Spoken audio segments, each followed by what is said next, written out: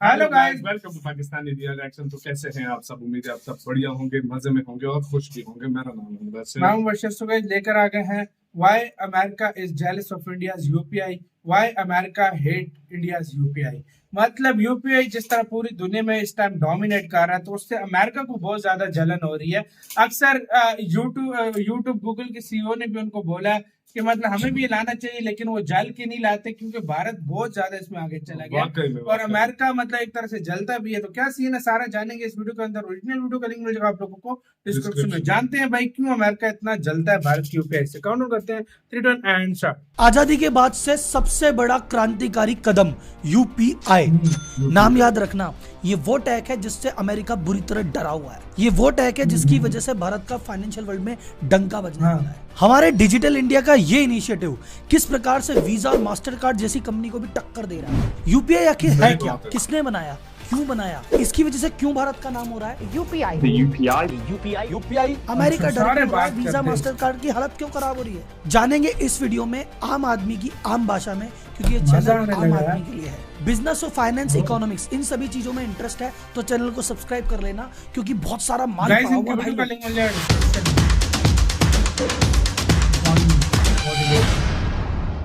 Rahul मलोडिया। UPI आखिर है क्या सर? यूपीआई एक तरह का पेमेंट मेथड है। आप बोलोगे सर फिर आरटीजीएस है, एनईएफटी है, आईएमपीएस है, ये सब थे तो सही, यूपीआई की जरूरत क्यों हुई? देखो सर, हर सिस्टम एक जरूरत के हिसाब से लाया गया। सबसे पहले आरबीआई सन 2000 में लाया कि जिस भी व्यक्ति को 2 लाख से ऊपर का ट्रांजैक्शन करना है, उसको ट्रांसफर करना है इमीडिएटली, उसके लिए लेके आया आरटीजीएस। लेकिन फिर लोगों ने कहा सर 2 लाख से कम नीचे करना है, उसका क्या करें?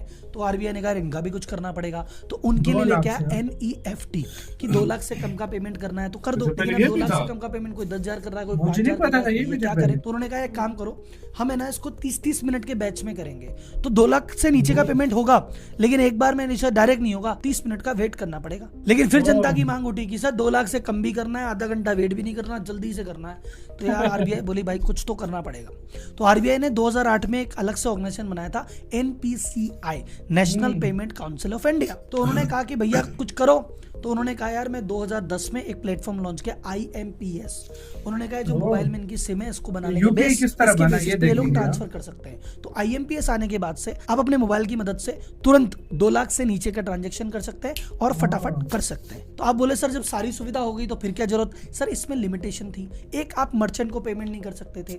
इस तरह का पेमेंट तो कर रहे हो जैसे अभी करते हो 10 रुपए का, 20 रुपए का, 50 रुपए का, वो तो नहीं कर सकते थे, स्कैनिंग वाली सुविधा तो थी नहीं। दूसरा, ये सब करने से पहले बेनिफिशियरी भी ऐड करना पड़ता है, उसमें आधे 1 घंटे का टाइम लग जाता है। तो बोला यार फिर कोई ऐसी चीज होनी चाहिए जिसमें बेनिफिशियरी की भी जरूरत नहीं हो और ये जो मर्चेंट है दुकान पे, किराने पे, कपड़े, जूते, इनका सबका पेमेंट करने की व्यवस्था हो जाए। तो यही जो एनपीसीआई बना था 2008 में, जिसने आईएमपीएस का, इसने आईएमपीएस का एक अपग्रेडेड वर्जन लॉन्च किया जिसको हम जानते हैं यूपीआई के नाम से। इसको ब्रेन चाइल्ड माना जाता है, इसको रघुराम राजन और दिलीप आस्पे करके दोनों का ब्रेन चाइल्ड है, इन्होंने मिलकर लॉन्च किया था। इसमें अलग क्या है? इसमें अलग ये है कि इसमें आईएमपीएस का अपग्रेडेड वर्जन है, सारी चीजें वही है, लेकिन इसमें इन्होंने कह दिया एक वर्चुअल आईडी बना दी जिसको तुम्हारी यूपीआई आईडी कहते हो। उस आईडी के माध्यम से तुम किसी भी व्यक्ति को तुरंत पेमेंट कर सकते हो, 24/7 कर सकते हो, कोई चार्ज नहीं लगेगा। और मर्चेंट बैंकर किसी को 10 रुपए का जब 5 रुपए का आराम से कर सकते हो। अब सर यूपीआई कब लॉन्च हुआ? 2016 में, और 2022 में तो ताबड़तोड़ है। इंडिया डिजिटल पेमेंट के मामले में वर्ल्ड में नंबर 1 हो गया। महीने में 100 बिलियन से ज्यादा के ट्रांजैक्शन करने लग गया। ये कैसे पॉसिबल हुआ? यूपीआई की वजह से। और यूपीआई इतना पॉपुलर क्यों हुआ? क्योंकि देखो पहली बार 24/7 चलता था, फटाफट पेमेंट करता था, पैसे लग नहीं रहे थे। इसमें फीचर था इंटर ऑपरेटेबिलिटी। ये क्या होता है साहब? आपके पास अगर पेटीएम है तो भारत में यूज होना बहुत कम हो गया पहले। अब मान लो आप पेटीएम लेके घूम रहे हो, दुकानदार ने जीपे लगा रखा है, अब क्या करोगे? तो इसने कहा कि इंटर ऑपरेबिलिटी है, कोई दिक्कत नहीं है, तुम भाई साहब चाहे पेटीएम लेके आओ, मेरे पास चाहे गूगल पे हो, तीसरे भाई से फोन पे हो, मतलब हर किसी से हो जाता है, हो जाएगा और मतलब उनका सिस्टम बैठा हुआ है। अच्छा, दूसरा देखा जाए तो इसकी किस्मत में ही फैलना था। इसके साथ कुछ ऐसी चीजें हुई, कुछ ऐसी घटनाएं हुई जो शायद प्लान नहीं थी, लेकिन इसको बेनिफिट बहुत फटाफट मिला। ये 2016 में लॉन्च हुआ। इसके थोड़ी देर बाद अगस्त 2016 में फोन पे ने इसको कहा कि मैं यूपीआई कनेक्ट कर लेता हूँ। सितंबर 2016 में जियो आ गया, जिसने सबके हाथ में इंटरनेट दे दिया, सबके पास इंटरनेट हो गया, इसमें और बूस्ट मिला। नवंबर 16 में सबसे बड़ा बूस्ट डिमोनेटाइजेशन हो गया, नोटबंदी हो गई, तो भैया अब तो ऑप्शन ही एक रह गया, तो इससे और बूस्ट मिला। यूपीआई को फैलाने के लिए गवर्नमेंट ने एक इंटरेस्टिंग चीज क्या की, गवर्नमेंट ने कहा हमारे भरोसे करेंगे, पता नहीं कब फैलेगा नहीं फैलेगा, भाई साहब पूरी ब्यूरोक्रेसी है। इन्होंने प्राइवेट कंपनी को अलाउ कर दिया कि तुम आराम से यूपीआई काम में लो, कोई टेंशन नहीं है। सबसे पहले फोन पे को अलाउ किया। सितंबर 2017 में तेज आया। तेज नाम सुना है आपने, कभी ना कभी यूज भी लिया होगा, जिसका नाम बदल के अब जीपे हो गया, गूगल पे। उन्होंने गूगल को कहा तुम काम में लो। अब गूगल इतनी बड़ी जायंट कंपनी, दुनिया भर के पैसे, दुनिया भर की मार्केटिंग, खूब दबा के खुल के प्रचार किया, इसलिए यूपीआई फैल गया। नवंबर 17 में पेटीएम बोला मैं भी ले लूं, भाई तू भी ले ले। तो यूपीआई ने क्या किया, सारी कंपनियों को कहा आराम से अलाउ है, काम में लो काम में लो। तो जब एक पहले तो गवर्नमेंट प्रचार करती, अब ये सारी कंपनियां मिलकर प्रचार कर रही है, यूज करने में आसान है, फ्री और है, तो भाई साहब फैलना ही था। इसके फैलने की सीमाएं देखो कि यूपीआई के डेली 22 करोड़ ट्रांजैक्शन होते हैं और पर मंथ जो इसकी ग्रॉस मार्केट वैल्यू है 10 लाख करोड़ से ज्यादा की। भाई बात ऐसी है, यूपीआई तो फैल गया, फल गया, फूल गया, मजे आ गए, लेकिन हमारा पोर्टफोलियो कैसे फूले, हम आगे कैसे बढ़े, जैसे यूपीआई फैला हमारा पैसा कैसे फैले भाई साहब। तो भैया अब सुनो एकदम आपके काम की बात ऐसी कि नए नए लोगों को शौक चढ़ा है भैया इन्वेस्टमेंट करने का, शेयर मार्केट में घुसने का। कोई ट्रेडिंग करने के लिए घुस रहा है, कोई इन्वेस्ट के लिए घुस रहा है, और उनको लग रहा है शेयर मार्केट तो जादू है भैया, कुछ ऐसा करेंगे हो जाएगा, किस्मत चलनी चाहिए, ये होना चाहिए, वो होना चाहिए। बट भैया ये कोई जादू वादू नहीं है, पूरा खेल है नॉलेज का। लक्ष्मी चाहिए तो सरस्वती की पूजा करो। आप ये देखो कि भाई साहब आपको शेयर मार्केट को एनालिसिस करना आता है क्या, पर नहीं, नॉलेज लेनी नहीं है, पापा के कहने से, दीदी के कहने से, भैया के कहने से, दुनिया के कहने से इन्वेस्ट कर देंगे, टीवी देख के, अखबार पढ़ के। भैया जनरल एडवाइस क्यों लेते हो, एक्सपर्ट एडवाइस क्यों नहीं लेते? ऐसा कोई एक्सपर्ट एडवाइजर जो बताए कि आपके रिस्क के हिसाब से आप क्या करना है, क्या नहीं करना, क्या लेना है, क्या नहीं लेना। लेकिन ऐसा एडवाइजर कहाँ मिलेगा और कितने पैसे लेगा? भैया पैसे नहीं लेगा, फ्री में करेगा। और कोई ऐसा एडवाइजर नहीं, सीधा एडवाइजर इंडस्ट्री का शाहरुख खान, मोतीलाल ओसवाल, जो 30 सालों से काम कर रहा है और 50 लाख से ज्यादा इन्वेस्टर को अपनी सेवाएं दे चुका है। क्या करेंगे मोतीलाल ओसवाल कंपनी भाई साहब, आपको एक एक्सपर्ट अलॉट करेंगे, आपकी बात सुनेगा, आपकी प्रॉब्लम सुनेगा, आपका रिस्क समझेगा और आपको उस हिसाब से जो सबसे बेस्ट कंपनी है वो सजेस्ट भी करेगा और इन्वेस्ट करने में मदद भी करेगा। अब सर उसके लिए क्या करें? भैया डीमेट अकाउंट खुलवा लो, नहीं खुला हुआ वो भी मोतीलाल ओसवाल खोल देगा। अकाउंट खोलने के चार्जेस फ्री, पहला साल फ्री, सेकंड साल से चार्जेस लगेंगे। बस हर बार ट्रांजैक्शन बाय सेल पे 20 रुपए पर लॉट आपका खर्चा आएगा। तो डीमेट अकाउंट खोलने के लिए क्या चाहिए? पैन कार्ड, आधार कार्ड, बैंक डिटेल, खुल गया अकाउंट।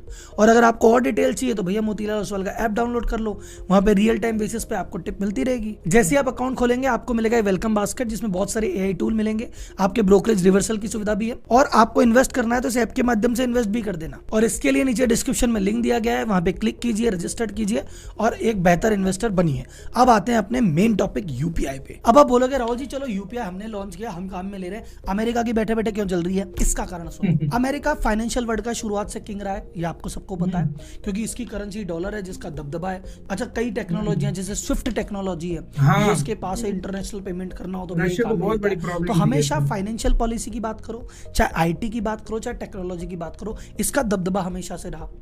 अब ये कह रहा है कि यार भारत जैसा डेवलपिंग कंट्री जो कल को नया नया पैदा हुआ है, ये देश ऐसी टेक्नोलॉजी लेके आया जो हमारे पास भी नहीं है, और चल लेके आया अमेरिका लाता है, इस बार भारत ने यूज करो, पर मान नहीं रहा। इसने एक नई कंपनी बना दी, एनपीसीआई इंटरनेशनल पेमेंट लिमिटेड। और इस कंपनी का उद्देश्य क्या है? इस कंपनी का उद्देश्य यूपीआई सिस्टम को पूरे विश्व में अप्लाई करवाना। सबसे पहले भूटान ने एक्सेप्टेंस दी, भूटान में लागू हो रहा है, दुबई में लागू हो रहा है, सिंगापुर में लागू हो रहा है, और 10 कंट्री ऐसी है जिन्होंने भी इच्छा जाहिर कर दी है। वो कंट्रियां मेजरली तो एशिया की है, मलेशिया, थाईलैंड, फिलीपींस, वियतनाम, ये सारी कंपनी। तो आप नोटिस करो अभी अमेरिका तो हमको एंट्री देगा नहीं, यूरोप में भी आसानी से एंट्री नहीं होगी, लेकिन धीरे धीरे एशियन कंट्रीज में हम छाने लग गए हैं। जापान ने भी इंटरेस्ट दिखाया, और सबसे इंपॉर्टेंट जो सबसे इंटरेस्टिंग बात है, फ्रांस ने भी इंटरेस्ट दिखाया। फ्रांस ने इंटरेस्ट दिखाया, वो वाला एग्रीमेंट हो गया और वहां इंप्लीमेंट हो गया, तो हमको मिल जाएगी यूरोपियन यूनियन में एंट्री, और फिर वहां पे और घुस जाएंगे। अमेरिका तो आसानी से घुसने नहीं देगा, पर यूपीआई का दबदबा होने लग गया है। इसकी दीवानगी आप ऐसे मान लो कि गूगल ने यूएस गवर्नमेंट को लेटर लिख के बोला कि यूपीआई क्या मस्त सिस्टम है यार, अपन भी डेवलप करो। गूगल अमेरिका को कह रहा है भारत से सीखो। इसका हमको क्या फायदा होगा? मान लो फ्रांस ने इसको एक्सेप्ट कर लिया और अगली बार आप फ्रांस गए, पेरिस घूमने गए, वहां पे आपको अपनी करेंसी कन्वर्ट कराने की जरूरत नहीं है, और हाँ। आपको फॉरेक्स कार्ड ले जाने की यूपीआई, जरूरत हाँ। नहीं। आप सीधा मोबाइल लेके जाओ, यूपीआई से ट्रांजेक्शन करो आपके branch में। अकाउंट में यार इससे एक और कितना फायदा आसान environment हो में गया फायदा होगा। यार। बोले क्यों सर? साल में 2 लाख करोड़ से ज्यादा का खर्चा नोट को छापने और मेंटेन करने में आ जाता है, क्योंकि नोट में क्या होता है, कई बार नोट फट गए, कई बार नोट गल गए, या फिर किसी ने लाख नोट पे लिख करोड़ दिया का सोनम साल गुप्ता बता बेवफा है, तो नोट खराब हो गया। तो इन नोटों को बदलने में, मेंटेन करने में भैया बहुत पैसा लगता है। यूपीआई हो जाएगा तो इन नोटों की छपाई कम हो जाएगी, तो कॉस्टिंग बचेगी, तो वो कॉस्टिंग जो है इस टेक्नोलॉजी को डेवलपमेंट करने में काम आ जाएगी। इसी के साथ तो यार वीडियो खत्म। यार ये खेल है, देखो यार, मतलब हमेशा से पूरी दुनिया में रेवोल्यूशन जो लाया वो अमेरिका था, लेकिन इस बार भारत ने लाया तो उससे ये चीज हजम नहीं हो रही। और भारत की जो साख बिठा रहा है पूरी दुनिया में भारत, उससे मतलब उसको ये चीज हजम नहीं हो रही, और वो बोल रहा है कि इस तरह की कमाल की टेक्नोलॉजी हम क्यों नहीं लाए, ये भारत क्यों ले आया। भाई हाँ भाई। अमेरिका सच्ची बात बताऊं वो इस वजह से भी जल रहा है ना, उसकी मेन बात ये है ना कि उस टाइम अभी मास्टर कार्ड और फोन पे को जो है ना, हाँ। सॉरी फोन पे कह रहा हूं, वीजा। वीजा इनको जो है ना थोड़ी अपनी टेंशन दरअसल ना इस टाइम हमारे पास पावर है कि वो स्विफ्ट से किसी को भी निकाल दे, वो कंट्री हाँ। तबाह हो जाता है, ठीक है। बिल्कुल। लेकिन इस बार ऐसा हो रहा है ना भाई कि मतलब अलग ही सीन हो रहा है भाई इस बार ना। यार हाँ, इसमें असल में थोड़ी सी जलन ये भी होती है ना कि यार कि ये भारत क्यों को ये आगे धमकी निकल नहीं रहा है? दे पाएगा कि स्विफ्ट से हम तुम्हें निकाल आगे सकते क्यों हैं, निकल रहा है, हम उसको मतलब ब्लैकमेल नहीं हाँ। कर सकते, दूसरे देशों में कर रहा है, इनका पैसा बढ़ रहा है, डॉलर का भी थोड़ा सा जो है ना दबदबा कम होगा। इंडिया का देखी दूसरे देश अब वो भी कहते हैं कि हम रुपये में और लोकल करेंसी में ट्रेड कर रहे हैं, तो इससे पड़ता है डॉलर को धचका, धचका। वीजा और मास्टर कार्ड को धचका। तो फिर लाजमी बात है वीजा और अमेरिका को तो मास्टर बुरा कार्ड जो है लगेगा। ना सिर्फ अपने टैक्स जो है वो कटौती करते हैं, वो बिलियंस ऑफ डॉलर होता बिलियंस है। ऑफ डॉलर का हाँ, फायदा अमेरिका तो को वो हो रहा है, उनको तो- नुकसान होगा, आगे उनकी हालत खराब हुई। तो इस वजह से मेन वजह ये है ना कि वो जलता भी है, वो कहता है कि टेक्नोलॉजी पूरी दुनिया में हम पहले फैलाते हैं, इस दफा इंडिया हमसे कैसे आगे निकल गया, यही मतलब बात उसको ये जलन हो रही है। और भारत इधर पूरी हाँ। दुनिया में मतलब अपना लोहा मनवा चुका है यूपीआई के मामले में। दूसरी कंट्री जो चाइना है वो भारत के करीब भी नहीं आती ऑनलाइन पेमेंट के बिल्कुल, मामले में। बिल्कुल। तो आप अंदाजा लगा लो भारत कितना आगे चला गया। लाज़िम आप बात लोग है। इसका कहना है अपने कमेंट सेक्शन में दें। वीडियो खत्म करते हैं, अपना बहुत ज्यादा ख्याल रखना तो यार।